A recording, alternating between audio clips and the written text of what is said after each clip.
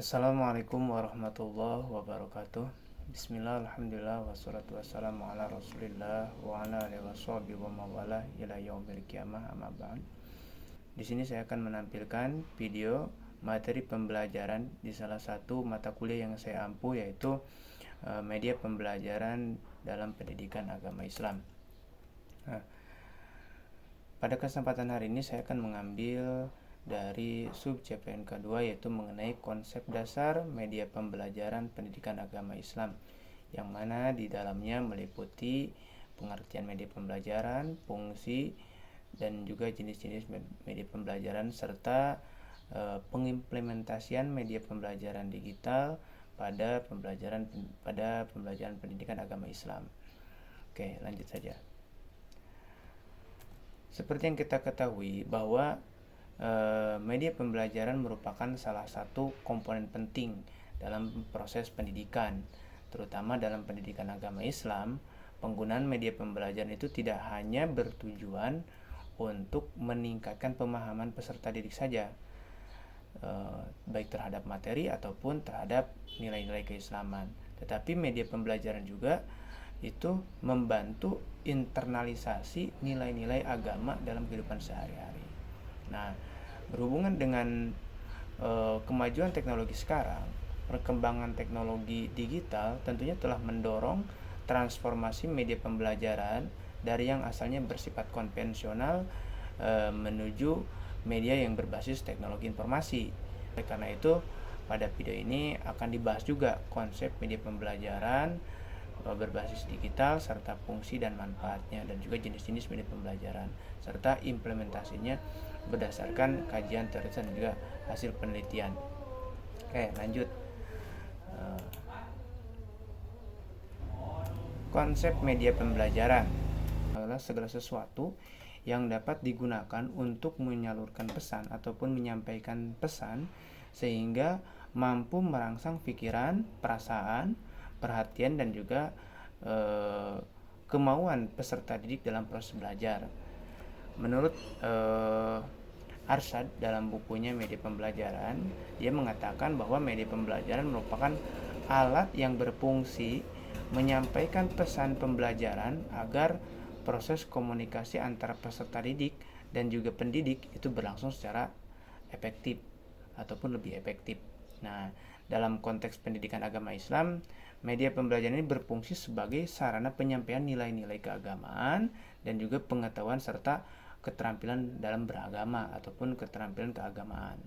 Nah, menurut Tapono dalam jurnalnya bahwa penggunaan media pembelajaran itu dapat meningkatkan efektivitas pembelajaran karena peserta didik itu lebih mudah memahami materi yang disampaikan, misalkan melalui video ataupun melalui audio ataupun melalui audio visual, dan juga pembelajaran konvensional seperti misalkan dengan gambar-gambar menarik ataupun dengan praktek secara langsung di alam dan yang lainnya. Sehingga dengan adanya media pembelajaran ini, proses pembelajaran ataupun proses interaksi antara pendidik dan peserta didik ini jadi lebih efektif dan lebih interaktif juga gitu ya. Sehingga dengan demikian media pembelajaran ini tidak hanya berfungsi sebagai alat bantu mengajar saja, tetapi juga sebagai sarana pembentukan karakter dan juga penguatan nilai-nilai keislaman ataupun penguatan nilai-nilai dari materi yang akan kita sampaikan gitu ya. Oke, lanjut, fungsi dan manfaat media pembelajaran. Nah, tentunya banyak sekali fungsi dan manfaat dari media pembelajaran itu sendiri. Namun ada beberapa peneliti yang menyimpulkan bahwa terdapat kurang lebih 4 fungsi dari media pembelajaran. Fungsi apa saja sih? Yang pertama itu fungsi atensi ataupun menarik perhatian.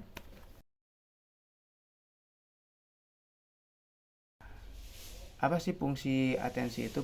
Fungsi atensi itu media digunakan untuk menarik perhatian peserta didik agar fokus pada materi yang akan dipelajari. Contohnya seperti misalkan seorang guru atau kita sebagai calon guru itu menampilkan video singkat tentang suasana pelaksanaan ibadah haji. Misalkan kemarin kan lagi rame pelaksanaan ibadah haji ataupun pelaksanaan ibadah umroh di Mekah. Nah, Sebelum melanjutkan materi haji dan umroh itu kita tampilkan dulu video tentang ibadah haji. Nah, sehingga ketika kita menampilkan video tersebut membuat siswa itu lebih tertarik dan lebih penasaran sehingga lebih fokus untuk mengikuti pembelajaran. Nah, kita tampilkan dulu.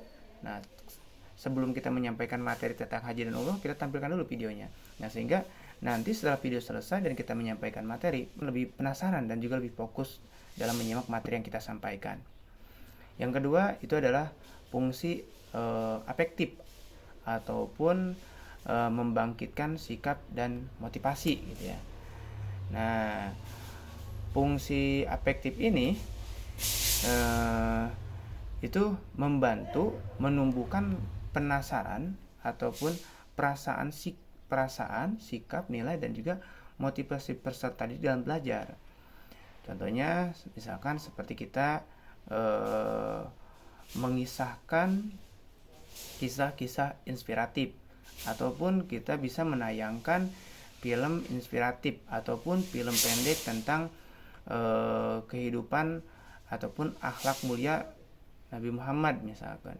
Nah, nanti si siswa itu tidak hanya memahami konsep tentang akhlak saja, tetapi juga terdorong untuk meneladani perilaku tersebut. Atau yang ketiga adalah fungsi kognitif ataupun membantu pemahaman.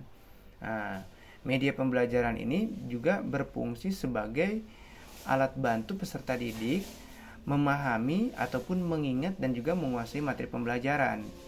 Nah, contoh kecilnya dari fungsi kognitif ini itu ketika kita menyampaikan materi tentang fikih misalkan dalam pembagian hukum Islam seperti wajib, sunnah, mubah, makruh dan haram gitu ya. Nah, untuk membantu ingatan siswa, kita bisa menggunakan infografis ataupun semisal diagram. Misalkan hukum fikih dibagi misalkan hukum fikih dibagi 5 gitu ya. Nah, ini diagramnya diatur, ataupun seperti dalam pembelajaran tajwid dibagi-bagi. Nah, sehingga siswa itu lebih mudah memahami hubungan antara konsep dibandingkan jika hanya mendengarkan penjelasan saja. Kalau misalkan dalam pembelajaran bahasa Arab biasanya dibuat map mapping seperti itu ya. Fungsi yang keempat itu adalah fungsi kompensatoris ataupun membantu yang mengalami kesulitan dalam belajar. Nah, tentunya media pembelajaran ini juga membantu peserta didik yang mengalami kesulitan memahami materi melalui media pembelajaran. Nah, salah satunya seperti tadi tutorial ataupun siswa yang sulit untuk membaca Al-Quran. Nah, kita bisa kita bisa menampilkan video tajwid, penjelasan yang lebih ringkas dan juga lebih interaktif. Nah, itu adalah itu adalah 4 dari fungsi media pembelajaran itu sendiri. Nah, perlu diketahui bahwa media pembelajaran menurut beberapa peneliti itu mengatakan bahwa penggunaan media pembelajaran itu dapat meningkatkan hasil belajar dan juga keterlibatan peserta didik dalam proses pembelajaran. Ya, tentunya dengan media pembelajaran baik konvensional ataupun digital, ini sangat membantu kita dalam menyampaikan materi yang akan disampaikan, dan juga tidak hanya membantu penyampaian materi, tapi juga bisa meningkatkan interaksi antara pendidik dan juga peserta didik. Oke, lanjut.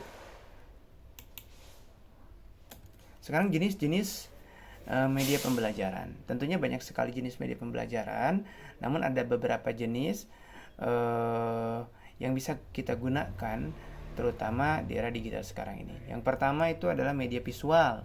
Nah, media yang hanya mengandalkan indera penglihatan saja. Seperti contohnya slideshow PowerPoint, poster akhlak terpuji, ataupun seperti banyak di sekolah-sekolah itu penempelan Asmaul Husna, ataupun seperti tadi infografis sejarah Islam, ataupun peta perkembangan dakwah Islam misalkan. Nah, media visual ini membantu siswa memahami konsep secara sistematis dan juga terstruktur gitu. Tidak hanya sekedar mendengarkan dan juga tidak hanya sekedar memahami dari teks ataupun ceramah gitu ya. Yang kedua adalah media audio. Nah, media ini yang mengandalkan indera pendengaran. Contohnya ya seperti kita menyetelkan murotal Al-Quran, ataupun podcast Islam, ataupun mendengarkan ceramah. Nah, sehingga dengan media ini sangat efektif untuk pembelajaran, misalkan seperti pembelajaran keterampilan menyimak, ataupun tajwid, ataupun tilawatul Quran. Nah, ini bisa membantu ya, seperti misalkan kita memutar murotal Al-Quran dan para siswa disuruh untuk memperhatikan dan ataupun mengikuti.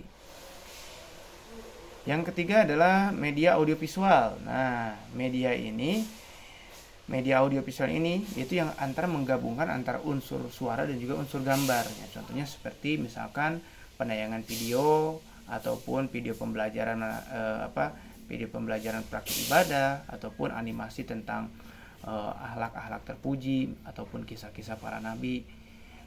Nah, menurut beberapa peneliti, media audiovisual ini cenderung lebih meningkatkan responsi informasi karena ya tentunya media audiovisual ini tidak hanya melibatkan satu indera saja gitu ya.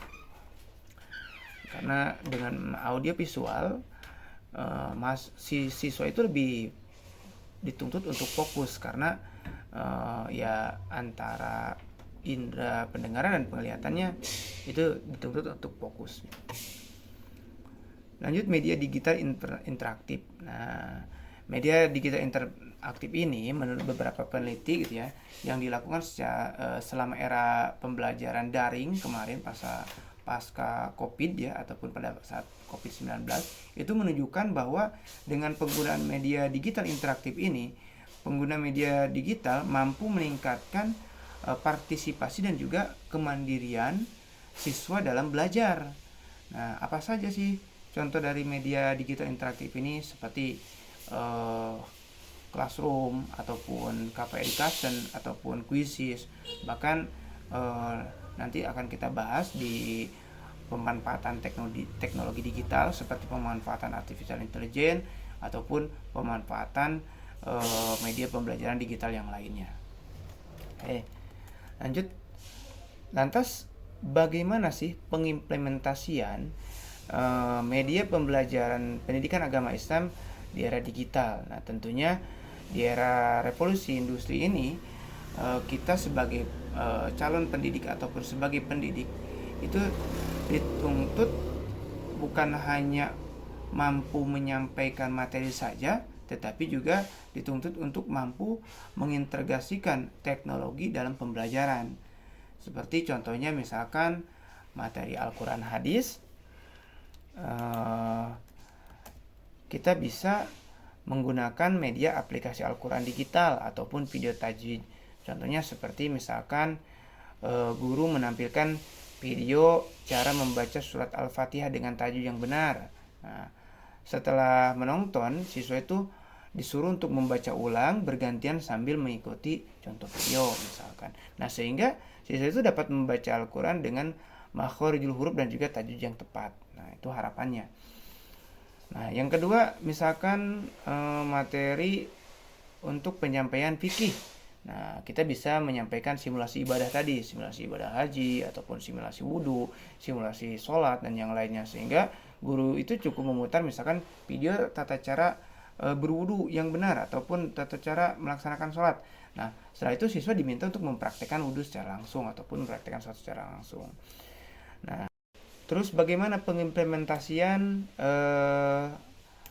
media digital dalam sejarah kebudayaan Islam? Nah, ya simpel saja, misalkan kita cukup menampilkan video animasi atau dokumenter. Misalkan guru menayangkan video animasi tentang perjalanan hijrah Nabi Muhammad dari Mekah ke Madinah. Nah, tujuan itu siswa memahami peristiwa sejarah Islam dengan lebih menarik gitu ya. Dan yang terakhir, bagaimana pengimplementasian media digital pada materi akidah akhlak. Nah, contohnya seperti yang saya sampaikan, yaitu dengan cara kita menampilkan video-video inspirasi ataupun video-video tentang akhlak yang baik gitu ya. Oke. Kesimpulannya bahwa media pembelajaran itu merupakan komponen penting dalam proses pembelajaran karena berfungsi sebagai sarana penyampaian pesan dan juga menanamkan nilai dan peningkatan efektivitas pembelajaran. Dan perlu kita ketahui bahwa pemilihan media pembelajaran yang tepat itu harus mempertimbangkan tujuan pembelajarannya, karakteristik peserta didik, serta perkembangan teknologi. Tentunya tidak ada media pembelajaran yang bagus ataupun baik, melainkan yang ada itu bagaimana cara kita memanfaatkan media pembelajaran itu sendiri, baik itu media pembelajaran interaktif ataupun media pembelajaran baik itu media pembelajaran digital ataupun media pembelajaran konvensional. Oke, mungkin itu yang dapat saya sampaikan dalam video materi pembelajaran hari ini. Terima kasih. Wassalamualaikum warahmatullahi wabarakatuh.